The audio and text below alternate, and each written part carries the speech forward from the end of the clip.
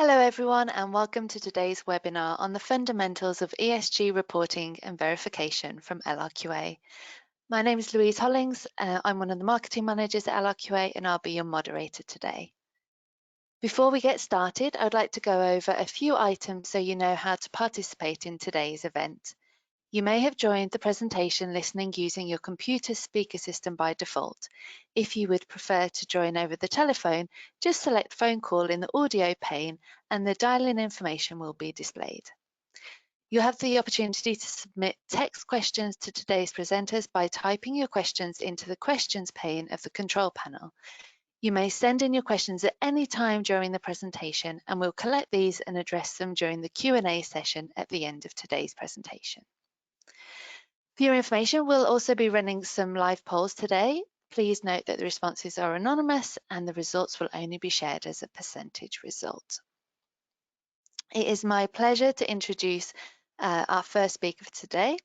Heather Moore PE is LRQA's Technical Director for Sustainability, where she supports LRQA's sustainability products and advises clients on their sustainability journeys. She joined LRQA in 2012 as a lead auditor and verifier, providing assessment and verification services for greenhouse gas emissions and other sustainability data, ISO 14001 and social auditing schemes. She's since held various roles with LRQA related to management, training, auditors and verifiers, running second-party audit schemes for global companies and leading complex verifications. Her 16+ years of practical experience in the environmental field have taken her to landfills, power plants, cruise ships, upstream and downstream oil and gas operations, chemical plants, agricultural operations, and various manufacturing facilities. And our second speaker today is Olga Rivas, LRQA's ESG Cluster Technical Manager. Olga has 25 years experience advising and auditing businesses on environmental, energy, health and safety risks, as well as helping organizations to drive culture change. She has participated in verification projects for sustainability reports and non-financial information. This includes extensive senior level engagement with large companies on climate change, energy, sustainability verification and certification. Prior to this role, Olga worked as a consultant, trainer and auditor in environmental, energy and health and safety management systems, providing assessment and verification services for greenhouse gas emissions and other sustainability data. I'll now hand over to Heather to take you through today's agenda.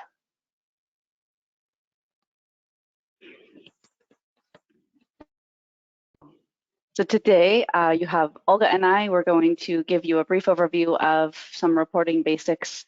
Obviously ESG, environmental, social, governance reporting is the new normal, a standard requirement for really any business nowadays. So we're going to be talking about basics around reporting. And then Olga and I get a lot of questions from clients, from you guys, and so we just wanted to talk about those frequently asked questions. And so they're going to cover verification processes, product claims versus organizational GHG inventory claims, limited versus reasonable assurance when you're going through verification, what the differences are, Scope 3, where to start with Scope 3 emissions, and finally greenwashing. So let's get started. ESG reporting basics. What we're going to do is I'll just give a brief overview of the kind of reporting map here, and then we'll give an update on some of the regulations that are coming out around the world. So here's, you can see, this is a kind of a reporting map that we put together. The left side gives, there's tons of standards, frameworks, whatever you want to call them out there, right? And you can categorize them in 3 main categories. So the first one is goals. And over to the right, you can see some examples that we've given of the documents that are related to goals. And really there's standards around how to set your goals, how to set your targets. There's a lot that goes into that. And the most popular one is really the Science-Based Target Initiative around your goals. And then there are standards that really focus on frameworks, and the frameworks tell you how to report your ESG strategy and efforts that you're making in that area. So popular frameworks include the Global Reporting GRI.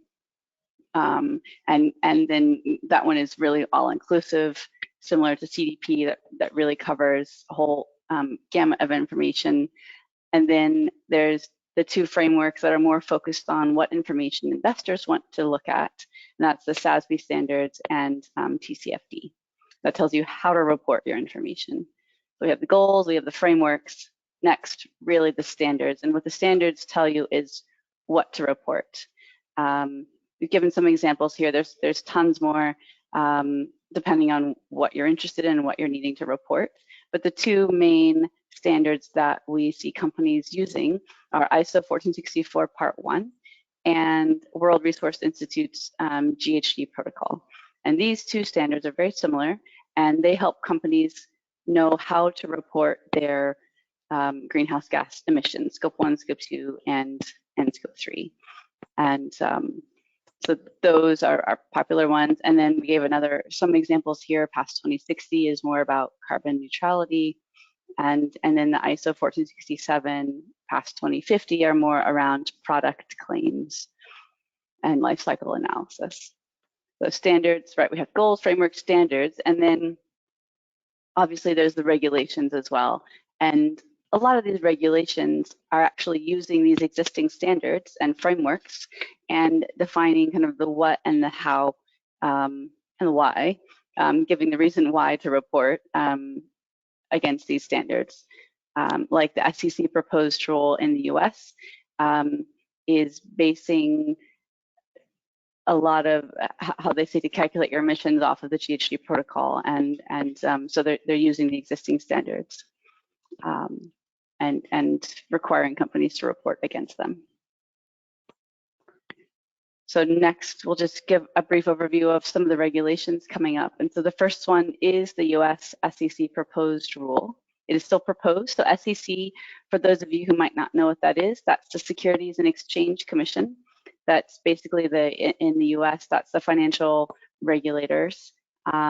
They've set standards for how companies report their financial metrics and financial strategies and all of that kind of stuff. And now they're saying that along with reporting financial numbers, publicly traded companies in the US will need to also report their climate-related risks along with their financial information. And so it's requiring disclosure of a lot of different things. Some of it is discussion-based. So like the top 3 items you'll see on the left here, the governance, how are companies governing their climate-related risks? What are their climate-related impacts, material impacts, and how are they addressing the strategy and their business model and their outlook, and what do they think are important to them? And also how then following that, how they're managing those risks. So that's more discussion-based. And then it also requires clients or companies to report metrics around their greenhouse gas emissions and any targets and goals that they may have around those areas. So what we're focused on, especially as a third-party assurance body, is companies are having, because the SEC proposed rule, it's requiring companies to report their Scope 1 and Scope 2 emissions, and also material Scope 3 emissions. And in addition to just reporting them, it's requiring them to have a third party verify these numbers as well. And you'll see first, it's proposing to have them verify it to limited assurance. We'll talk more about that later, so you'll understand.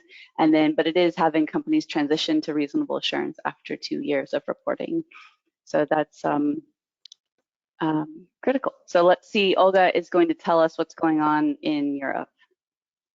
Okay, thank you, Heather. As you know, in Europe, we have the Corporate Social Reporting Directive that requires disclose environmental, social, and governance information on annual basis from several angles: forward-looking, retrospective, qualitative, and quantitative. The information necessary to understand the organization impacts on ESG, and on the other hand, the information necessary to understand how sustainability matters affects the company's development performance. This is known as double materiality because we are looking for the impacts in the two sense. Which should we report? As in the previous case, we should talk about the business model and sustainability strategy. For example, risks and opportunities, the resilience of the model, the needs and interests of the stakeholders, and of course, the plans to ensure that this business model is compatible with the mitigating global warming to 1.5 degrees centigrade and the achievement on the carbon neutrality on 2050. And of course, how the organization has applied the sustainability strategy. It is required to report sustainability policies and targets. For example, ESG reductions targets for 2030 and 2050 and the progress made towards achieving these targets. Sustainability governance, the roles and responsibilities, ESG processes, for example, due diligence process implemented, and actual or potential impacts from operations and supply chains and actions to prevent or mitigate these impacts.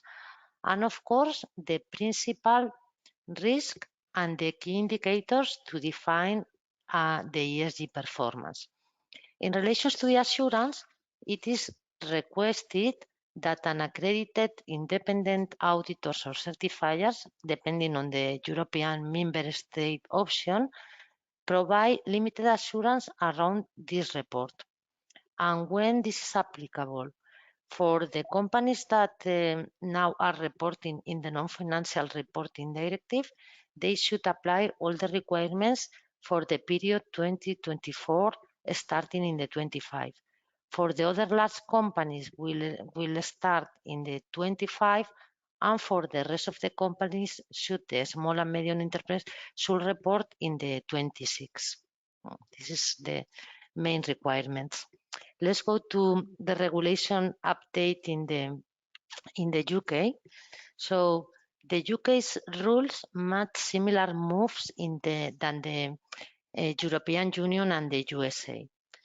In the UK, as you know, the government has already pushed ahead with mandatory climate reporting for listed and large private companies under the Task Force on Climate-Related Financial Disclosures framework, and the requirements are very similar than the ones that we have commented before.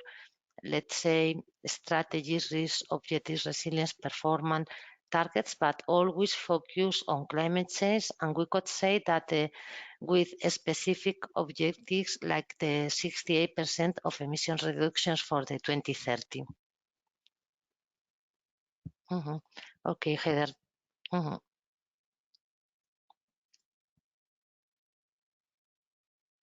Perfect. Thank you, Olga. So I think it's interesting.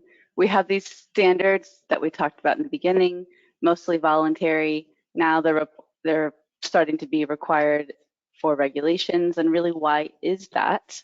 And that gets back to investors and the finance people, right? Olga and I have worked in the environmental space for many, many, many years, and now finally the investors are realizing that it's important for companies to address their sustainability practices and be more sustainable. And actually being more sustainable is good for business. It's pretty obvious, but it's taken us a long time to get here, right? If you're more sustainable, you'll reduce waste, you'll reduce how much you pay to deal with waste. And when I think about waste, I think about not just the physical waste that we create, but air emissions and everything else that waste in processes. And so sustainability is all about reducing waste and making your company and your products more efficient. And investors obviously are attracted to that and want to make sure that companies are doing that. So how do you do that, right? What are the best practices for achieving progress and also reporting on that progress? What we've seen companies do, right, you have to start internally. You have to start with what's going on and how you're reporting progress. And that really gets down to data and your internal processes on collecting that data and ensuring that the data is accurate and complete. And that's not, it's a simple sentence and a simple concept, but it's not a small task.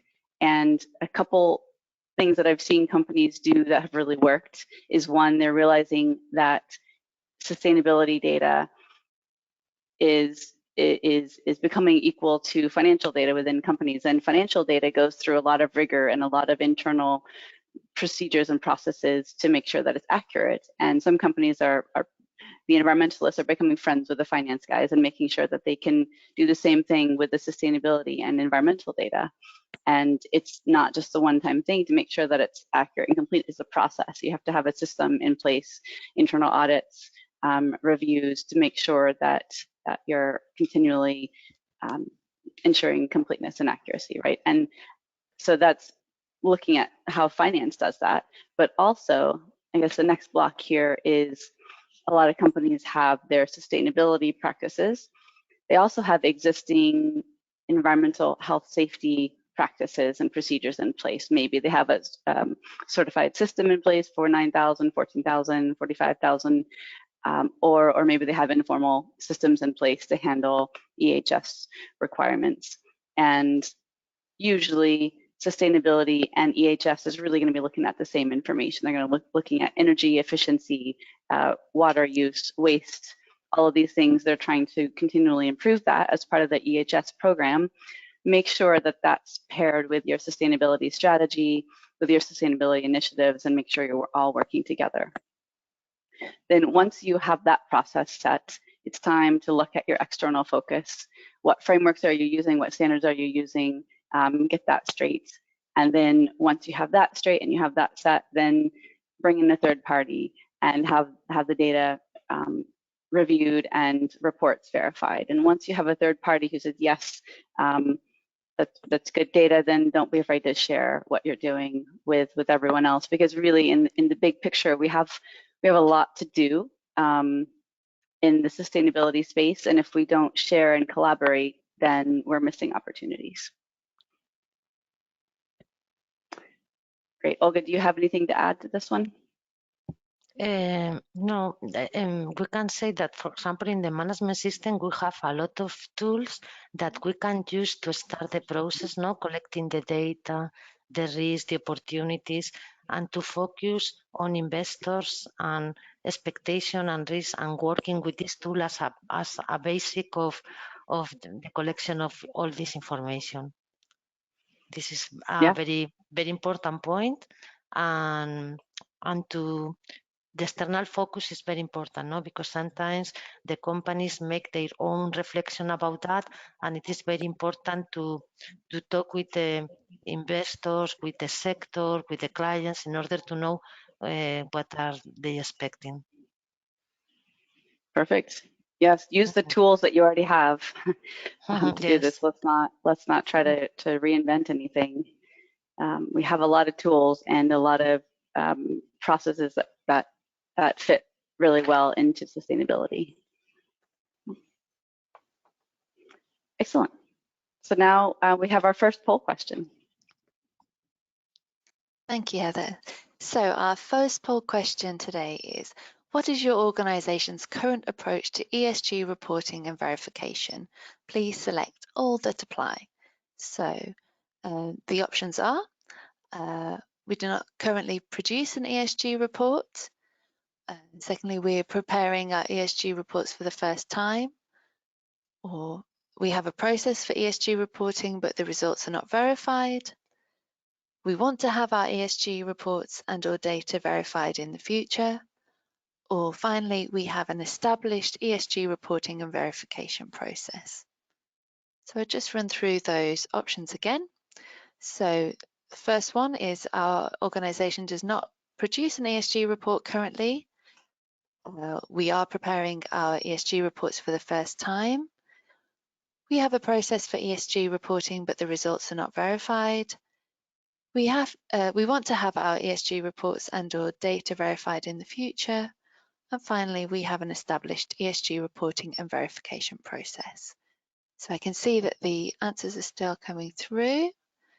And we have, so 41% do not currently produce an ESG report.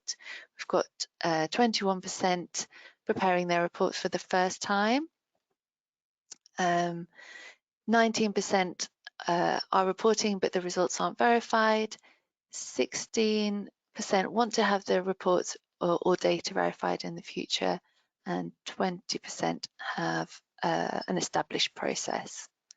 So a real spread there.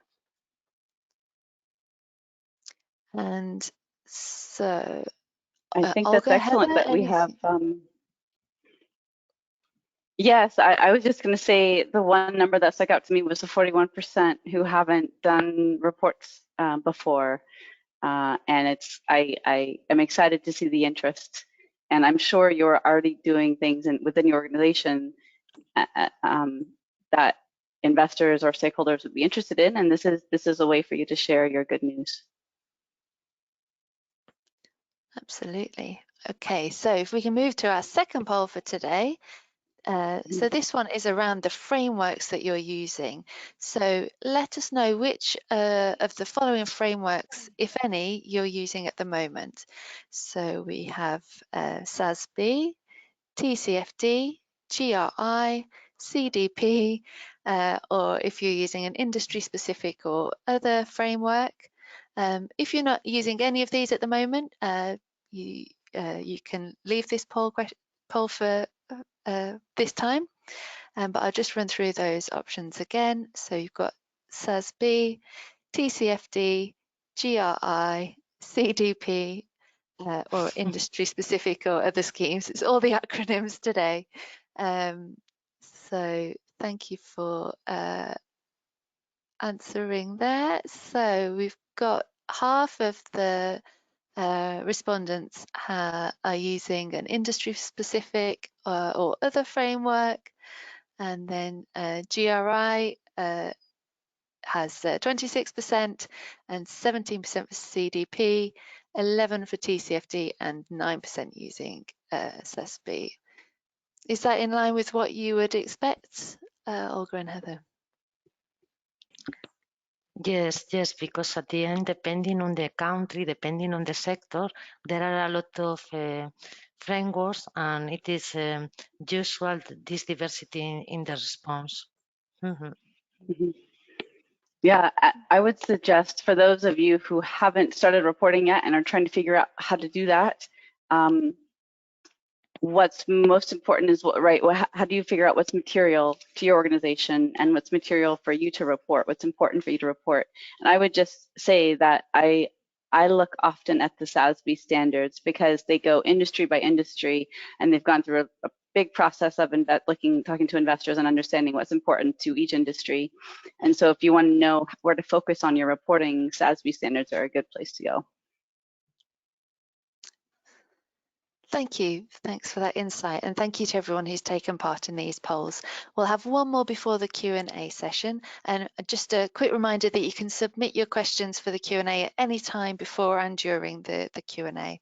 So I'll now hand you back to Heather and Olga, who take you through some of the most common questions that they get asked about verification and reporting.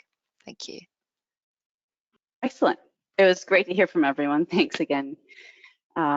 So once you have put together your data and put together your greenhouse gas inventory, you're thinking about verification. What does that look like? I know I get a lot of questions from clients. It's a scary thought, right? No one wants to get audited. I'd say we are here to help you, and this is an overview of what a verification process might look like for you. This verification process is compliant with a couple different standards. So there's standards that tell you how to report. There's also standards that tell us how to do the verification. Two most frequently used standards are ISAE 3000 and ISO 14064 Part 3. They're both fairly similar, and this process complies with both of those. So first, you as a client will give us the data that we're going to be verifying. That could be a greenhouse gas inventory plus energy, water, waste data, whatever it is, safety data, whatever it is that is important and material to your organization. You give us that inventory and that data. An inventory usually looks like it'll give a list of all of your facilities. It'll show the activity data, like the kilowatt hours, the therms of energy that you've used, and the emissions associated with each of those sources at your facility. So it's pretty detailed information.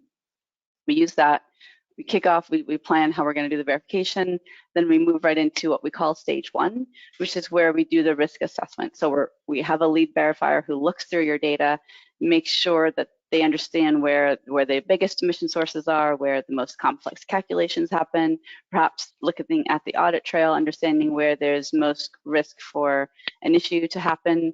And based on that analysis, we develop a sampling plan. And the sampling plan is we're going to sample facility A, B, and C. We're going to look at this process. We're going to look at this. So and it's different for every organization based on your own internal processes on how you put together that data. So then once we've developed a sampling plan, you might give us additional data we need to carry out that plan. And then we move on to stage 2, where we're just carrying out that plan. A lot of these things happen remotely. And just to note that. So then stage 2, we sit down, we look at your data, we look at our sampling plan, we work through that process. There's going to be some findings. I think I've only verified one inventory that we had no findings, and they had been verifying with us for quite a long time. So that was unique, and it was a simple inventory. And so anyway, you're going to have some findings, but that actually is improvements to your data, to your processes, right? You'll have an opportunity to correct those findings and to close them. And once you do that, you'll give us the corrected inventory and the corrected data. We'll go through a technical review process internally, where we'll be able to close those findings basically, and then technical review is making sure that we followed all of the correct steps that we needed to do. And then the output of the verification process is a final report and assurance statement. One thing to note is that this is a process, and it can be applied once per year, looking at a previous year's data, or it can be applied on a quarterly basis or biannual basis, or whatever works best for your organization. It's just interesting to note that this can be applied in various methods. Hopefully that answers your question a little bit on what verification looks like. Over to you, Olga. Okay, so sometimes we receive the question that is, what I should do verify first, the product claims or the organizational results, which is better? And we have a good news that the verification process is the same as has explained Heather now.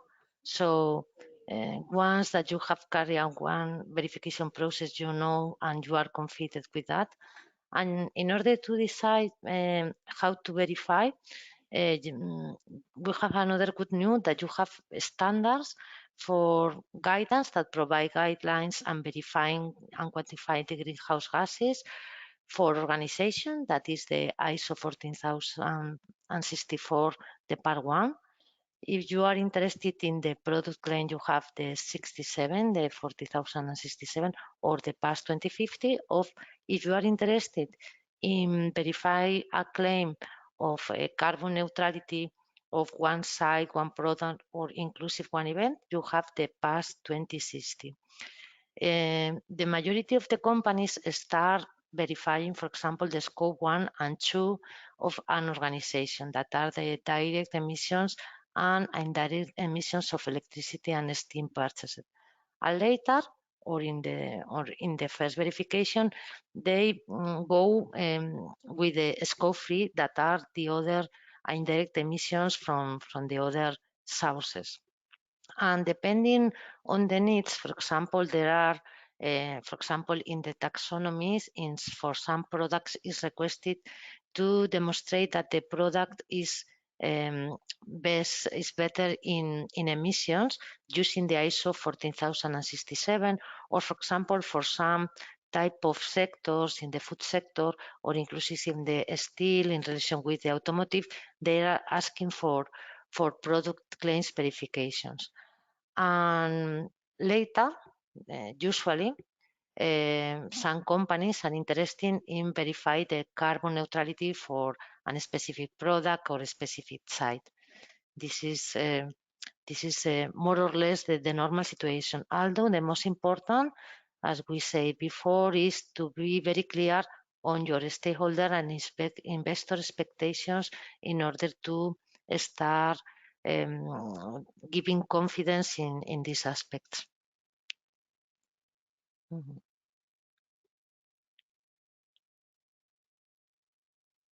Wonderful, thank you, Olga.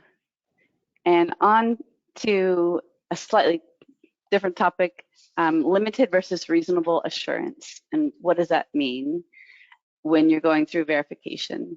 So limited and reasonable, those two terms came from a financial auditing standpoint. And what I'm going to do is I'm going to start at the bottom here at the opinion statement, if you can see, just so you're understanding the conclusion that you'll get from the verification body for either level of assurance. So for limited assurance, if you read the opinion statement, it sounds like it's a double negative, right? We say we didn't see anything that didn't look good, and that's as far as we can do for limited assurance, because we don't look at the data as much as we do for then the reasonable assurance, where through that process we can claim a positive statement, a positive opinion that says everything looks good.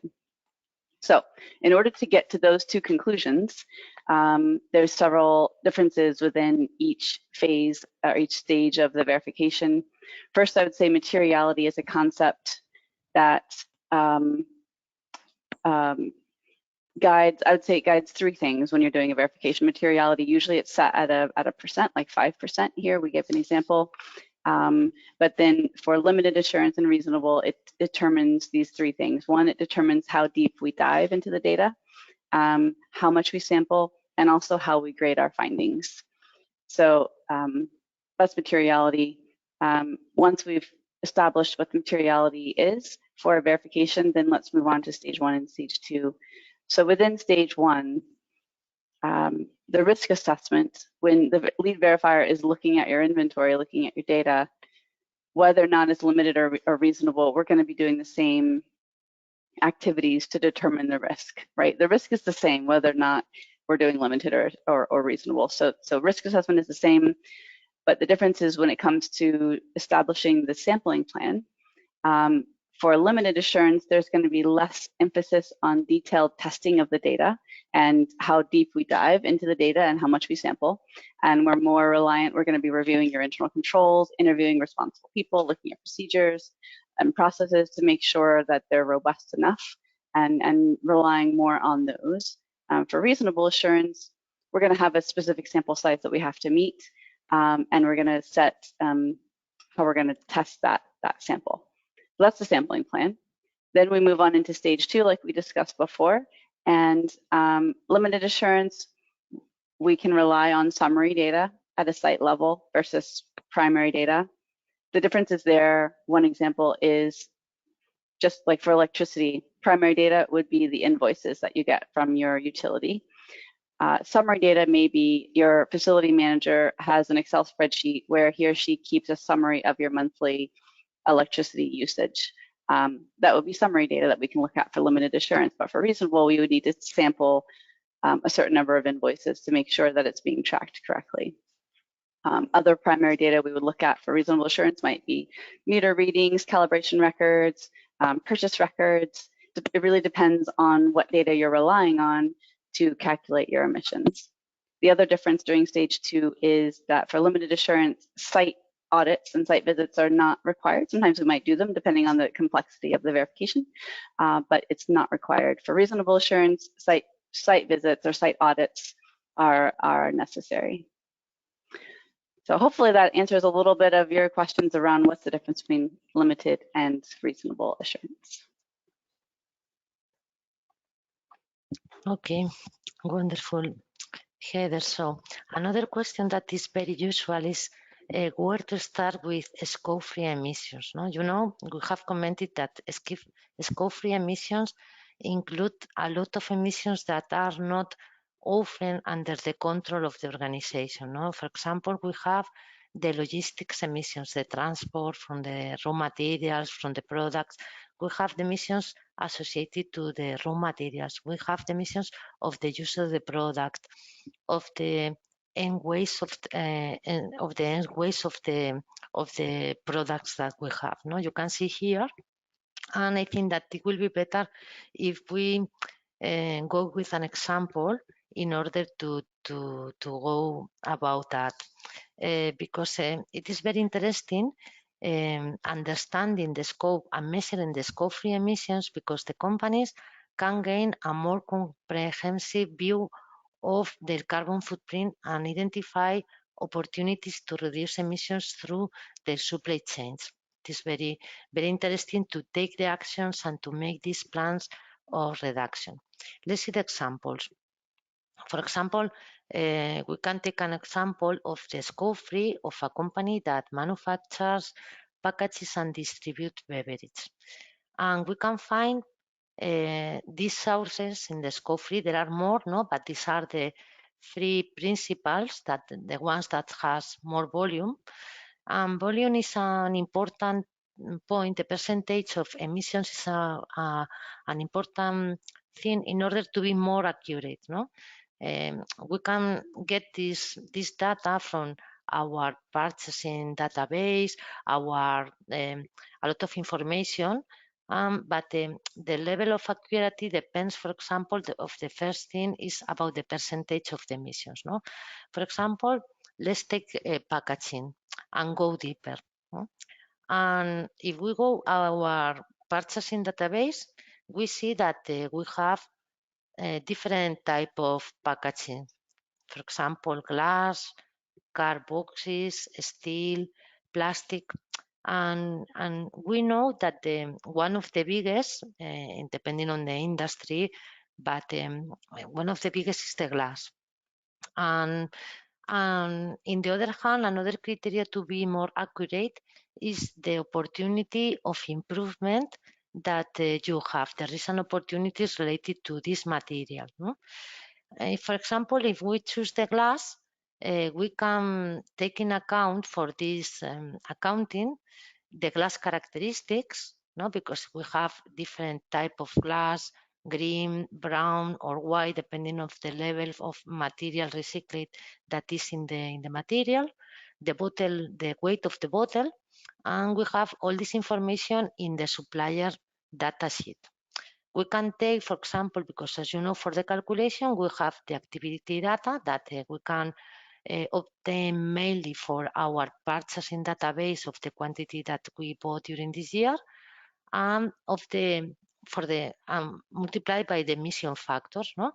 And the emission factor depends on the glass characteristic. So if we go in deep in the glass characteristic, we can find some information that can provide from the suppliers, no? That is, for example, the specific emission factor of one side of the supplier, no? Because we could use the general emission factor that is in database of emission factors, or we can work with our supplier in order to reduce all the emissions in our value chains. And this will depend about, for example, of the percentage of recycling of this material, or for example, another improvement, it could be the bottle deposit return scheme. So this is the way to create this information about the emissions in the scope 3, and depending the accuracy, it will depend on the percentage of the emissions and our capability to identify recent opportunities in these sources. And we use in the verification a similar method for create the sampling plan. So we look at the sources, we look more deeply at the sources with more percentage of tons of CO2 or with more opportunities of reduction. Okay. Excellent. Thank you, Olga. Yeah, this is a great study of how a company really went into one scope 3 category and focused on what's material, and was able to get all the way down to the supplier level and figure out kind of the true emissions. I would say if you're just starting out with scope 3 emissions, we also see a lot of companies just use spend-based emission factors. There's a WRI GHG tool that you can go in and you enter in what dollar amounts you've spent on, let's say, purchased goods, on certain categories of purchased goods, and it'll help you calculate, at least benchmark your scope 3 emissions, and you can tell from that which category are more important for you to focus on. So once you've benchmarked those using the spend-based analysis, then like this, you would go in and focus on material items and That's when you can begin working with your suppliers, understanding their emissions, looking at their scope 1 and scope 2 emissions and how they apply to what you purchase from them. And then that really, that gets me really excited, because that's where changes can happen and throughout the whole supply chain. So very cool. All right. So our final topic is about greenwashing, and we get a lot of questions about this. I think we all have an idea of what greenwashing is, what it means. When I was doing research, I actually thought it was interesting. I found the origin of the term greenwashing, which I didn't really think about before, was in the hospitality industry. And when they say, you know, hang your towel on the door and we won't wash it every night, saying that we're a green hotel. I don't mean to be bad-mouthing hotels, but that's where the term greenwashing came from, was this idea about how to handle towels at hotels. But now it applies to everything, right? How companies need to, what I say, actively and verifiably demonstrate how you're making the world a better place, right? This is what we put on the slide, but what progress you're making. You want to take credit for that. Or if you're having struggles, you know, challenges that you've overcome, that's also good to share. So how do you do that in a way that makes you feel comfortable for sharing these things? And so I put two pictures here at the bottom of my screen, on the right and the left, which I thought were kind of good and bad examples of claims that companies have made. The one on the right, if you can read it, it was a paper bag that I bought some apples in, and I thought it was interesting because it didn't really have anything on the bag except this one comment that said, in an effort to reduce our carbon footprint, this bag is renewable, recyclable, and biodegradable. And that made me question, how is a bag renewable? Do they really mean renewable? Do they mean that it was made by renewable energy? Or do they mean reusable? It's a little bit unclear there, right? Recyclable, okay, I understand it's paper. Biodegradable, it's also paper. But how is that actually reducing their own carbon footprint? Is that directly related to their own carbon footprint, or what carbon footprint are they talking about? What's the scope? So there's a lot of questions in this statement that I think it's just not clearly stated what they mean. And it was more, to me, this is more of a marketing effort, right? It sounded good to them, but they didn't really think about it. So then the other example that I have is a cereal box. And I mean, these are just examples that I chose, right? I haven't worked with any of these companies myself personally, but I thought this one on the right or the left talked about, they measured the carbon emissions from the cooking and baking of our foods, which is a good way to scope what you're going to say in a layman's term. So they're not saying we calculated our scope 1 and scope 2 emissions. They're putting it in a way that everyone can understand. But I think, but it accurately represents, this is just the cooking and baking of our foods. It doesn't include emission. It doesn't include scope 3 emissions, right? From growing grains or anything else that would be back behind that. It's just the cooking and baking of our foods, and it says, and offsets those emissions through programs that reduce amounts of greenhouse gases in the air. So basically, they're purchasing carbon offsets or carbon credits equal to their scope 1 and scope 2 emissions. But I thought that was a good way of putting it in layman's term that makes it quite clear and defined.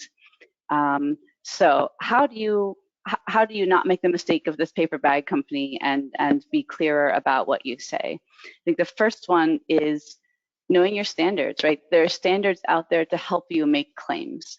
The standards that we've been talking about through this whole webinar are good. There's also ISO 14020. There's a whole slew of standards around specifically environmental claims, and like ISO 14021 talks about self-identified claims, and you know, it gives you words to use, words to not use, gives you guidance on how to make that claim. And so, you know, use that. That's there for you to use and help you be confident in making these claims that you want to make. So first of all, right, know your standards and use them as your tools. The second one is get verified, right? Get your data verified, have a third party come behind you, look at what you're doing. You know, if we were to verify this paper bag company, I would have commented on that sentence and helped them make it better so that it was clearer when they put it on their bag. Simple things, but let's all know the standards and get verified, and then you can be confident in making these claims. And I guess on the right, there's a green claims code that gives some good advice that we thought would be helpful, and you can read those as well. All right, so last poll question. Thank you, Heather. So before we start our Q&A, we've got one more poll question for you today. So will your organisation be looking for any of the following assurance or training services in the next 12 months? And please select all that apply. So we've got ISO 14001, the environmental management standard, ISO 50001 for energy management, greenhouse gas emissions and other data verification, project carbon footprint verification, and report assurance. So those options again, ISO 14001 for environmental management, ISO 50001 for energy management, greenhouse gas emissions and other data verification, product carbon footprint verification, and report assurance. So if you're looking for any of those, please let us know. And if they don't apply, please feel free to pass on this poll.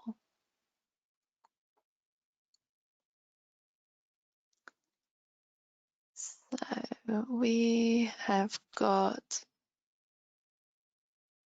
over half of the respondents are looking for verification, which is great to hear, and hopefully you've been inspired by what you've heard today. And then also for 14,001, also very popular with 41%. So thank you for taking time to take part in the polls, and it's now our turn to answer your questions. So as a reminder, you can still submit your questions through the questions pane in your attendee control panel. Olga, our first question is for you. You explained earlier that in 2024, CSRD will apply to the same companies that were affected in the past by the non-financial reporting directive. Can you give some more details on this, please? Okay, of course.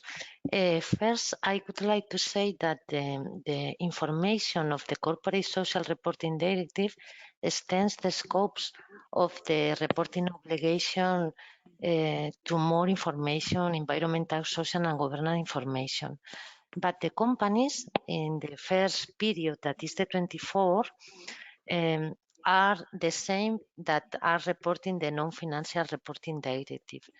That mainly are the companies established in the European Union, Iceland, Liechtenstein, and Norway that have, this is included in the directive, but there are details, for example, that the balance sheet assets of more than 20 millions, the turnover exceeding more than 40 millions, and the average number of employees during the financial year exceeding 250 employees.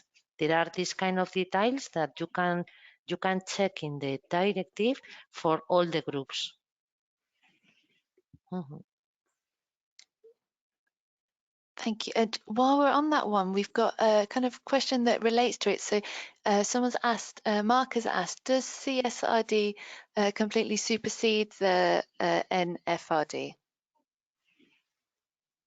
Yes, the companies in the first period, the companies that are in FRD, it should be included in the first period of the Corporate Social Reporting Directive, although the information that they should report is enough different, is enough bigger, and with a perspective more than governance, risks and opportunities, more than exclusive reporting of data.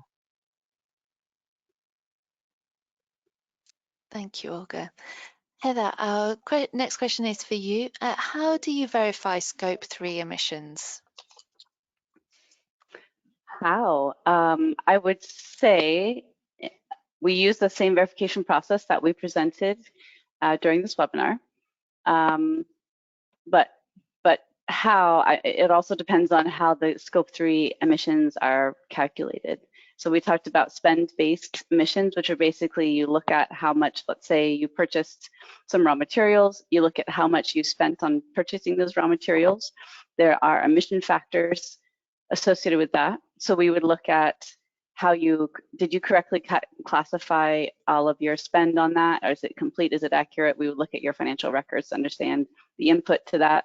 We would make sure that you're using the right emission factor applying to that dollar amount, and did you multiply it correctly, right? That's fairly simple. Versus if you're using another way to calculate, if you're going all the way to the supplier level, like what Olga talked about, and getting emissions from your suppliers, we would make sure that that process was correct and that looking at accuracy and completeness in that process. So on that point, we've had a question from Max on what can organizations do if their suppliers won't give them information for Scope 3 emissions?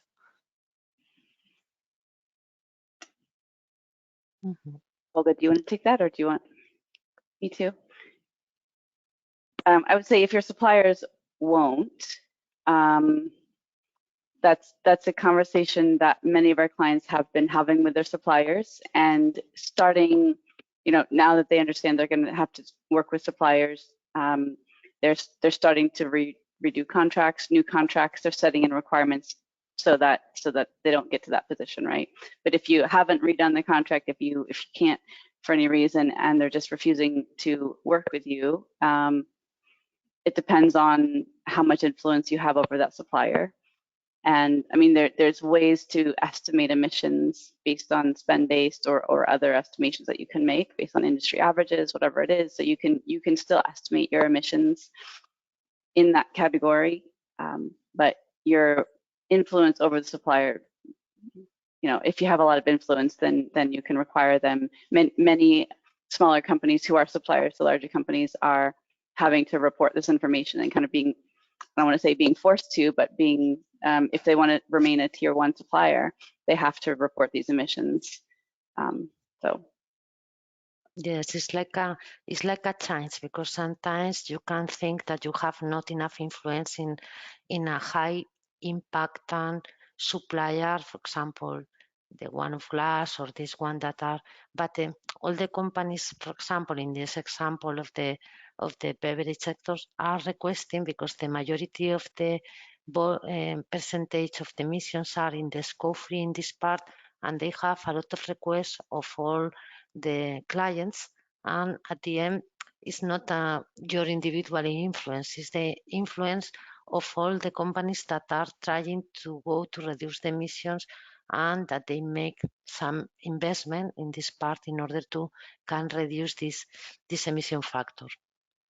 So it's like the whole change is a question of collaboration and work with the suppliers and the supply chains. Mm-hmm. Thank you, Olga. So we've had a question, a kind of related question from Yannick. Is it mandatory to report Scope 3 emissions? And why should a company report Scope 3 emissions when another company has already reported it as a Scope 1 emission? Mm-hmm. Okay, it is not mandatory. Well, it depends on the country that you are, depending on the legislation, depending on your sector. But initially, let's say that is not mandatory. You can start with the Scope 1 and Scope 2, but it is, if you want to make, because you have this request from the stakeholders, the investors, to make a big reduction or an important reduction of your emissions, it is very important to have the Scope 1 and 2 and 3, because you have more opportunities to work in these plans and reduction. So let's say that is an stepped processes that you start by the Scope 1 and 2, but the objective is not only the reporting and the verification. This information will be used in order to make this plan, these strategies, and to demonstrate this performance. So for this reason, it could be immediately to prepare the scope 1 and scope 2. The companies realize that it's very interesting for them to include in a voluntary basis the scope 3 too.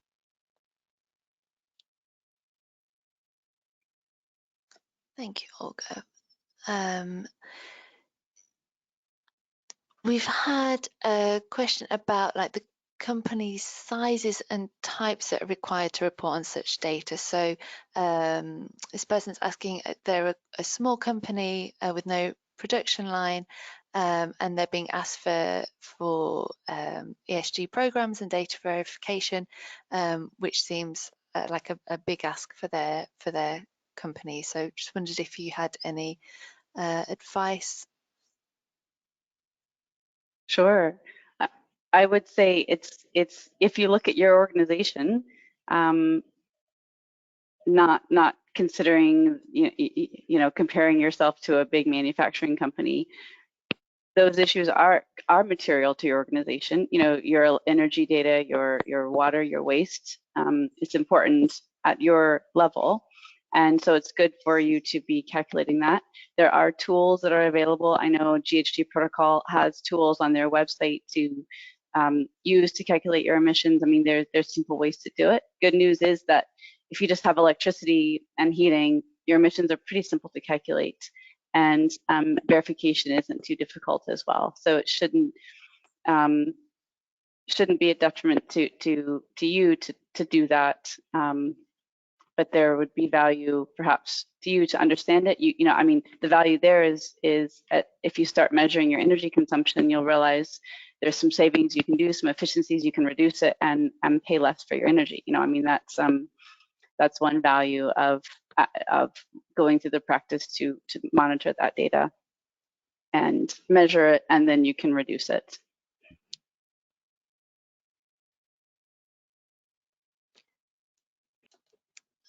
Okay, the next one. So I'm just trying to group them together because I'm conscious that we're running out of time now. So let me see where we can group them together to try and cover as many as we can.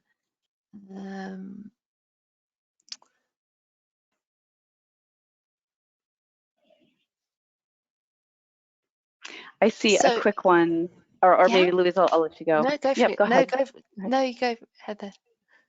Oh, I was going to say, I see a quick one around asking about what limited assurance is. Yeah. And I think we answered there's two levels of assurance when you go through verification, and it results in two different opinion statements. And limited assurance is it's more limited, right? Reasonable is where you dive deeper into the data and you get a positive statement saying everything looks good. Limited assurance is we don't dive as deep into the data, but we do an overview, and it when you report to CDP, when you report to other organizations, DGSI, other organizations, they accept limited assurance verifications. And like for CDP, you get points for submitting a verification statement. Limited or reasonable get the same amount of points. And so many of our clients do limited assurance because that's sufficient for their needs. They also said they're confused as to verification against ISO 14064 Part 1 and then broader ESG reporting. So one thing we focused on in this webinar was data verification, where we're verifying metrics like greenhouse gas emissions. There's also what I call report assurance, where you have put together a sustainability report named, CSR report, ESG report, whatever you want to call it. It's a report that you talk about your progress. There's also assurance against that, where we would check to make sure you've reported per GRI or per these other frameworks. So that's a more qualitative piece of work. Yeah. Thank you, Heather. We've had a few questions about looking at other elements of ESG apart from the kind of greenhouse gas emissions. So maybe just a kind of question to summarize those about how how you can verify those. So looking at like CSR programs, health and safety, and well-being, things like that. I can answer that quickly, I guess, Olga, unless you have anything more to say on that. But we have included, I mean, data verification is data verification, right? If you're reporting metrics around diversity and inclusion, a lot of our clients report % of women in leadership, or they report their safety metrics. You know, we can verify those using that same process. So we follow the audit trail. You know, it may be not looking at energy data, we're looking at data from HR, or we're looking at data from safety, you know, systems, and ensuring that incidents are being recorded properly and rolled up properly and things like that. So we can verify that data. But social, I mean, so there's ESG, environmental, social governance. Social goes much deeper than that. It's not just looking at safety metrics, because there's labor audits, there's social audits as well that look at how workers are treated, and there's audits that cover that. There's audits that cover, when I think about governance, I think about ISO systems are a good way to govern processes, and maybe, you know, that way. So governance is kind of how you're managing all of this stuff, and we have, you know, you can look at that as well. I don't know, Olga, if you have anything to add to that one. Okay. And if we've got time for just one last question. So somebody's asked what organizations should be looking for when choosing an auditor. So what, how do they verify that the company that they're using is kind of accredited? What should they be looking for? Okay, depending on the purpose that they have. For example, in relation, for example, if you are doing your verification for your investors, it could be good to, and you want to include it in the CDP. There are some companies that are partners, and you can look at that, which companies are included as partners, that LRQI is included there.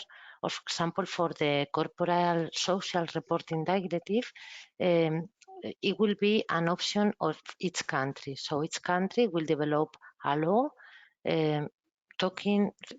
explaining which will be accredited to carry out this job. So depending on each standard or each framework, you have different places or websites to check which are the accreditation requests for the auditors. Yes, I would say that there are many firms, all the way from the big four financial firms all the way to small environmental consulting firms, who offer verification services. For me, I think it's important that the verifier is accredited, because that way you know that if the verifier is accredited, verification body is accredited, that means that someone else is looking at our processes and making sure we're doing the right things, right? We get audited just the same as you do. We get findings. We have to address that. We know our verifiers are competent, and that's guaranteed through the witness audit process. So you know that, and there's various accreditations. I think some of the main ones are UCAS accreditation body. They offer greenhouse gas verifier accreditation. ANAB, which is the American version, also offers a accreditation for greenhouse gas verifiers. So I would check those out. Brilliant, thank you both. And I'm afraid we've just gone over the time slightly, so we're going to have to wrap it up there. But thank you to Olga and Heather, and thank you for everyone who's joined us today. We've had so many questions, but a lot of them are on similar themes. So I think what we'll try and do is to put together an FAQ document based on this, so we can go back to everybody with the responses to cover all the great questions that we've had today. So once you leave today's webinar, you will receive a survey on the presentation, and we would appreciate it if you could complete that and provide your feedback. And you'll also receive a follow-up email within the next few days with a link to the recording of today's webinar. So on behalf of LRQA and our presenters, I'd like to thank you for joining us and hope you have a great rest of the day. Thank you. Thank you. Thank you.